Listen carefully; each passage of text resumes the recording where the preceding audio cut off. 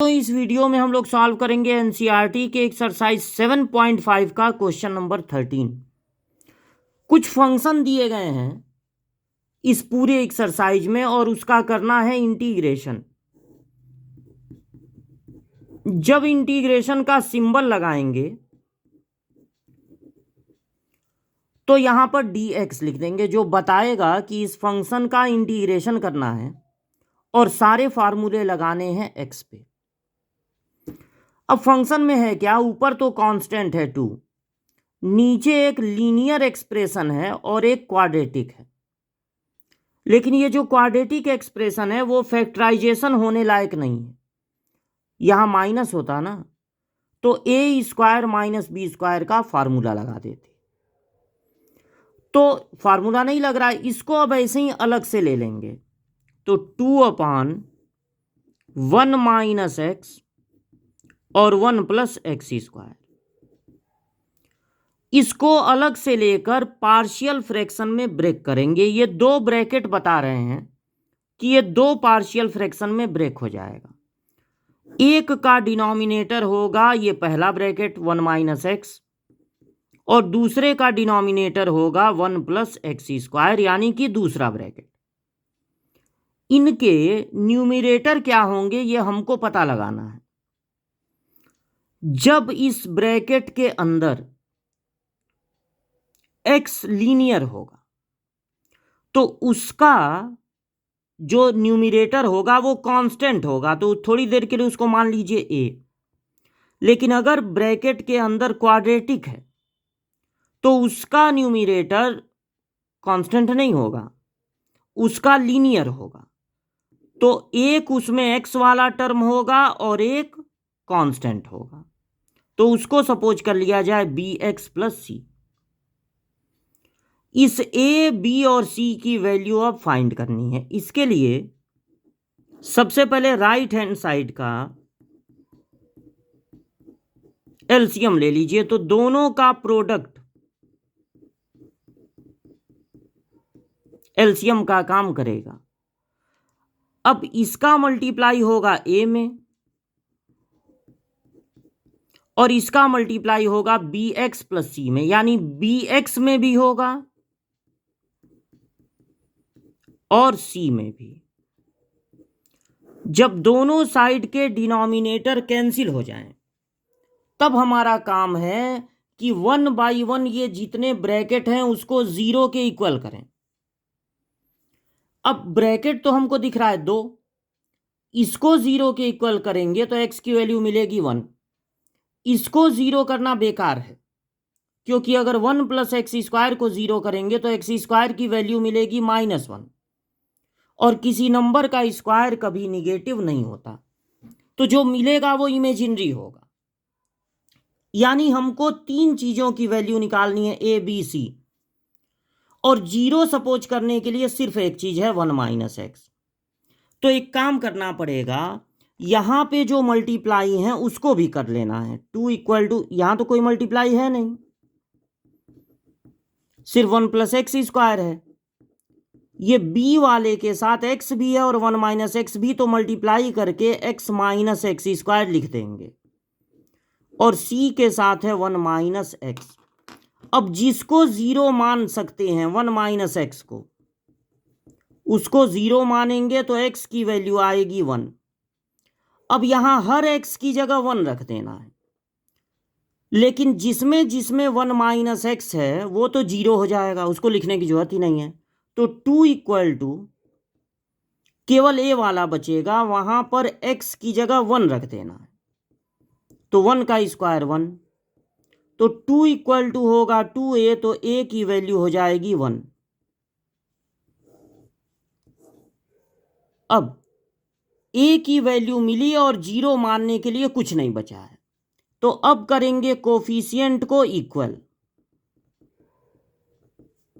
बाकी value find करने के लिए कोफिशिएंट को करेंगे इक्वल। इस लाइन में देखिए x की सबसे बड़ी पावर 2 है, तो सबसे पहले एक्स स्क्वायर के कोफिशिएंट को इक्वल करेंगे। इक्वल टू के इस तरफ एक्स स्क्वायर है ही नहीं, तो एक्स स्क्वायर का कोफिशिएंट होगा 0। इक्वल टू के दूसरे साइड में एक्स स्क्वायर दो जगह दिख रहा है। एक जगह उसका कोफिशिएंट है ए और एक जगह उसका कोफिशिएंट है -b। चूंकि ए की वैल्यू पता है 1 -b, तो b की वैल्यू हो जाएगी 1। अब b मिल गया, ए मिल गया, लेकिन अभी c बचा है। तो अब एक्स स्क्वायर के बाद x के कोफिशिएंट को इक्वल करेंगे। इक्वल टू के इस तरफ x भी नहीं है तो x का कोफिशिएंट भी हो जाएगा 0, और इक्वल टू के दूसरे तरफ दो दो जगह x दिख रहा है। एक जगह x का कोफिशिएंट है +b और एक जगह x का कोफिशिएंट है -c। अब चूंकि b की वैल्यू पता है 1, तो c की वैल्यू निकल गई 1। a पता चल गया, b पता चल गया, c पता चल गया, तीनों वैल्यू यहां पर आ रही है 1। तो अब और ज्यादा कोफिशिएंट को इक्वल करने की जरूरत नहीं है। अब एक कोफिशिएंट और इक्वल कर सकते थे, कांस्टेंट। तो इक्वल टू के इधर कांस्टेंट है 2 और इधर ये देखिए 1 है, तो उसका कोफिशिएंट a और यहां पर +c। लेकिन उसकी जरूरत नहीं है क्योंकि a मिल चुका है, b मिल चुका है, c मिल चुका है। अब ये जितनी वैल्यू मिल गई है वो सब यहां पर रख देंगे। तो a की वैल्यू मिली है 1, इसके नीचे 1/x है, b की वैल्यू भी 1, c की वैल्यू भी 1। तो अब देखिए इंटीग्रेशन करना था इसका, लेकिन इसको हमने दो पार्शियल फ्रैक्शन में ब्रेक कर दिया है। तो हम अब इसका इंटीग्रेशन कर देंगे क्योंकि इसमें और इसमें कोई फर्क नहीं है, दोनों आपस में इक्वल है। यहां पर है 1/1 -x, इसका इंटीग्रेशन तो हो जाएगा, लेकिन ये पहला क्वेश्चन हो गया। इसको 1/1 दोनों के नीचे लेके एक बार x के अपान में एक क्वेश्चन बना लेंगे, फिर 1 के अपान में एक और क्वेश्चन बना लेंगे।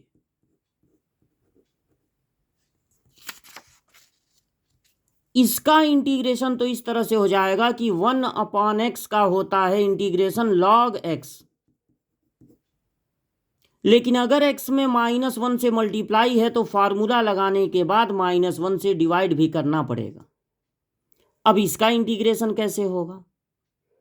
इसका भी इंटीग्रेशन हो जाएगा क्योंकि 1/1 + x² का इंटीग्रेशन होता है tan 1x। ये फार्मूला है, 1/1 + x² का इंटीग्रेशन tan 1x होता है। अब इसको ध्यान से देखिए, अगर यहां x की बजाय 2x होता तब ऊपर वाला नीचे वाले का डिफरेंशिएशन हो जाता। तो यहां 2 से मल्टीप्लाई कर दीजिए और 2 से डिवाइड, इस 2 को बाहर रख दीजिए। ऊपर वाला नीचे वाले का डिफरेंशिएशन जब हो तो नीचे वाले को लॉग के साथ ले लेते हैं। लॉग के साथ कुछ लिखिए तो मॉड लगा दीजिए, क्योंकि लॉग के साथ कभी निगेटिव नंबर नहीं होता। तो कौन कौन से फार्मूले यहां पर यूज हुए हैं? एक तो 1/x का इंटीग्रेशन होता है log x, एक जब ऊपर वाला नीचे वाले का डिफरेंशिएशन हो तो डिनोमिनेटर को log के साथ ले लेते हैं, यहां पर ये लगा है। 1/1 + x² का इंटीग्रेशन होता है tan 1x। ये सब फार्मूले हैं जो हमको याद रखने हैं। तो यहां पर हो गया tan 1x। अब सारा इंटीग्रेशन हो गया तो एक कांस्टेंट ऐड कर देंगे c, इसको -log 1 - x लिख दीजिए, बाकी ऐसे ही नोट कर दीजिए। कुछ और भी काम है जो आप यहां पर कर सकते हैं, जैसे अगर इस माइनस को हटाना चाहते हैं तो log के साथ वाली चीज को उल्टा कर देंगे, और अगर इस 1/2 को हटा दें तो यहां पर लगा सकते हैं रूट। वो सब कोई जरूरी नहीं है। यही आपका हो गया फाइनल आंसर।